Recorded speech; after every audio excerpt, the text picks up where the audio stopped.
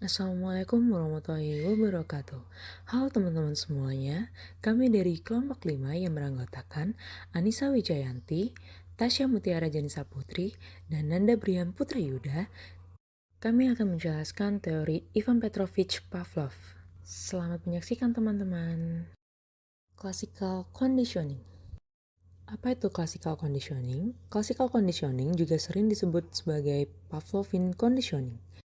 Classical conditioning merupakan sebuah proses pengkondisian di mana terjadinya pemasangan antara conditioned stimulus atau biasa disingkat sebagai CS dan unconditioned stimulus atau US yang disandingkan beberapa kali hingga terbentuknya conditioned response atau CR yang diinginkan. Unsur classical conditioning. Terdapat 3 unsur yang dibutuhkan untuk melakukan classical conditioning, yaitu unconditioned stimulus atau US, unconditioned response atau UR, dan conditioned stimulus. Yang pertama, unconditioned stimulus atau US. Stimulus ini merupakan stimulus yang dapat menimbulkan respon alami atau otomatis dari organisme.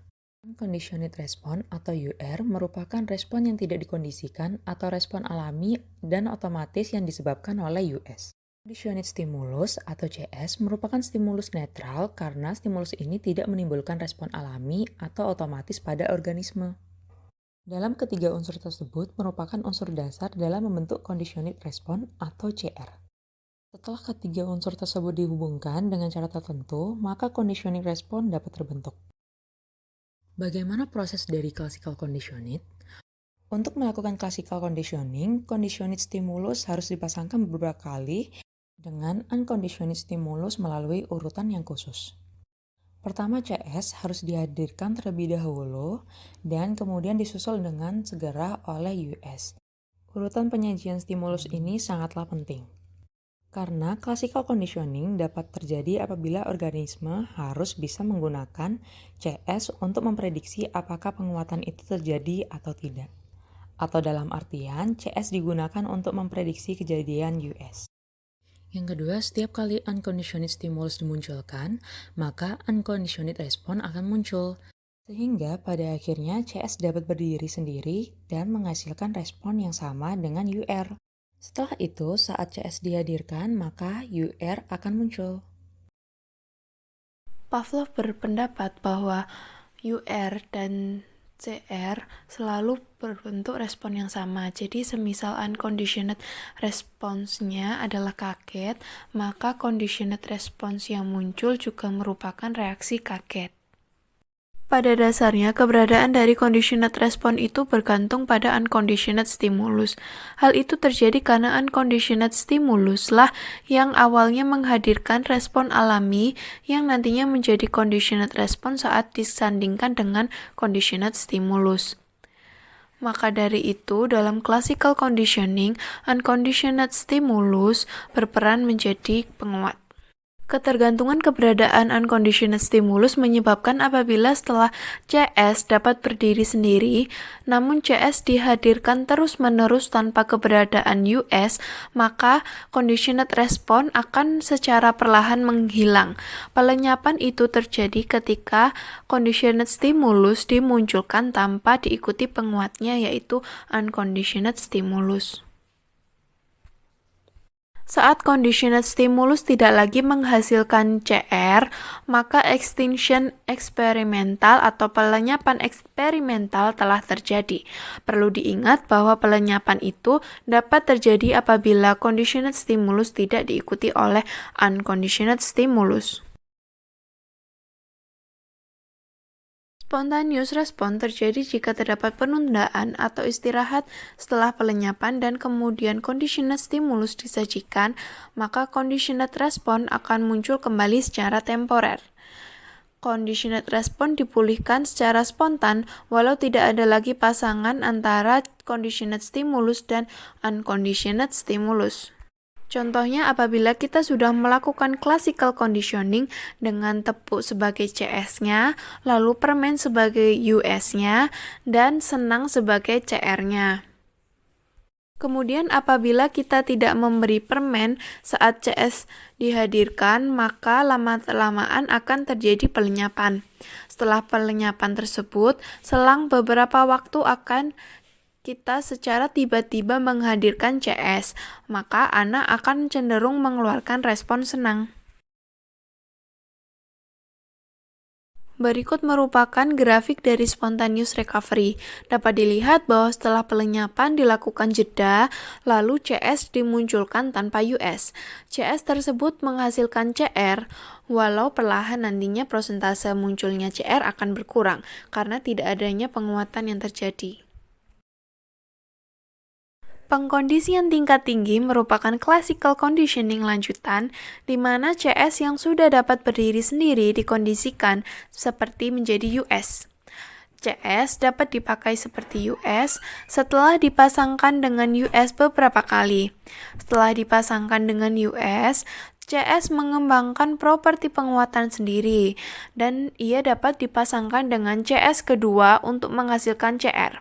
CS yang pertama digunakan seperti US untuk menghasilkan conditioned response.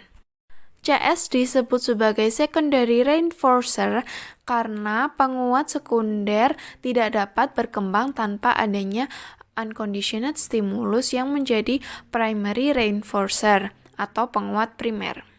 Classical conditioning dapat dilakukan hingga 3 tingkatan, di mana CS pertama menjadi US dan CS yang kedua menjadi US. Setelah melewati pengkondisian tingkat 2 dan 3, besaran CS akan mengecil, dan conditioned response tidak akan bertahan lama, bahkan hanya bertahan selama segelintir percobaan. Contohnya adalah dalam classical conditioning pertama, saat tepuk yang sebagai CS disandingkan beberapa kali dengan permen yang sebagai US, maka nantinya CS akan menghasilkan CR sendiri berupa rasa senang. Dari sini CS dapat dianggap sebagai secondary reinforcer sehingga ia dapat diberlakukan sebagai US pada CS kedua, yaitu bell. Saat bell disandingkan beberapa kali dengan tepuk tangan, maka nanti bell dapat menghasilkan respon senang CR itu sendiri. Contoh dari classical conditioning. Intelligent hamster you've got. Okay. This little guy writes mysteries under the name of J.D. McGregor. How can a hamster write mysteries? Well, he gets the ending first, then he works backward. Oh, come on. Look, kid, just take him before his mother eats him, all right? Oh, bad. I propose to determine the answer to the question, is my brother dumber than a hamster? Hey, Lise, look what I can do. Doggone it.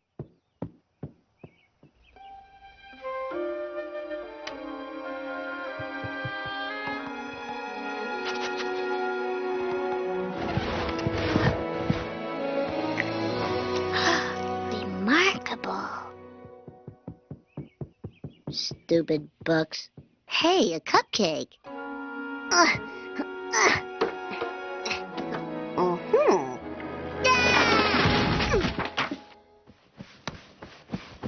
Hamster 1, Bart 0. Experiment 2. The food is connected to a mild electrical current. The hamster has learned a valuable lesson. Beware the hand of man.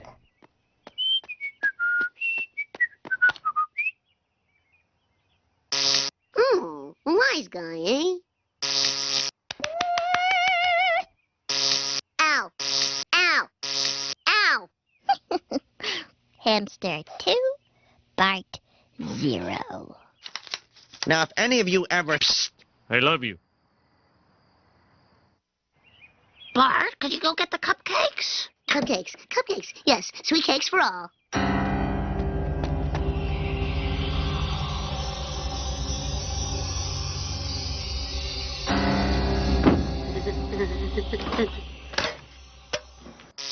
Ow! Looking for something? What have you done with my report? I've hidden it. To find it, you'll need to decipher a series of clues, each more fiendish. Got it! Oh! Melalui video tersebut, dapat kita ketahui 3 unsur dasarnya, yaitu listrik sebagai unconditioned stimulus, cupcake sebagai conditioned stimulus, dan takut menjadi unconditioned responnya. Listrik menghasilkan respon sakit dan takut kepada Bart Simpson.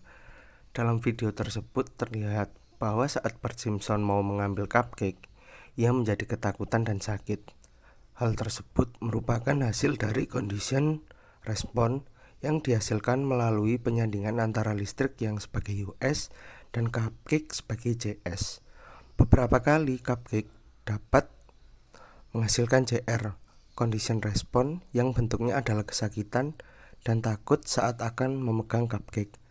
Adiknya Bart Simpson mengaliri cupcake dengan listrik, sehingga ia dapat memegang cupcake-nya sendiri menjadi kesetrum dan sakit. Hal tersebut terjadi beberapa kali hingga pada akhirnya Bart Simpson tidak berani untuk mengambil cupcake karena takut akan adanya listrik pada cupcake tersebut. Hal tersebut menunjukkan bahwa cupcake dapat berdiri sendiri dan menghasilkan conditioned respon berupa rasa takut dan rasa sakit.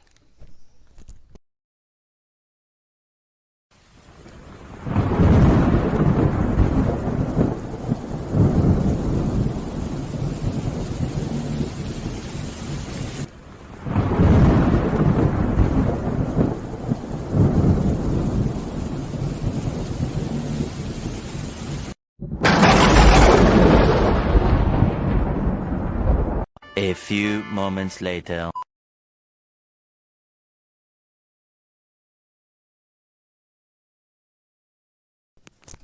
Dalam video tersebut dapat dilihat bahwa saat terjadi kilatan cahaya, Nanda akan menjadi takut dan menutup telinganya. Reaksi tersebut merupakan JR dari pengkondisian penyandingan antara kilat dan petir. Diketahui unsur-unsur dasarnya adalah petir sebagai unconditioned stimulus, kilat sebagai conditioned stimulus, dan menutup telinga menjadi conditioned responnya. Pada kasus tersebut, Nanda menjadi takut dan langsung menutup telinganya saat ia melihat kilatan cahaya. Hal tersebut merupakan hasil dari pengkondisian petir dengan segera dihadirkannya sesaat setelah kilatan cahaya hadir. Hal tersebut terjadi beberapa kali hingga saat kilatan cahaya muncul, maka Nanda akan menutup telinga. Dan sekian dari kami, kurang lebihnya mohon maaf. Terima kasih. Wassalamualaikum warahmatullahi wabarakatuh.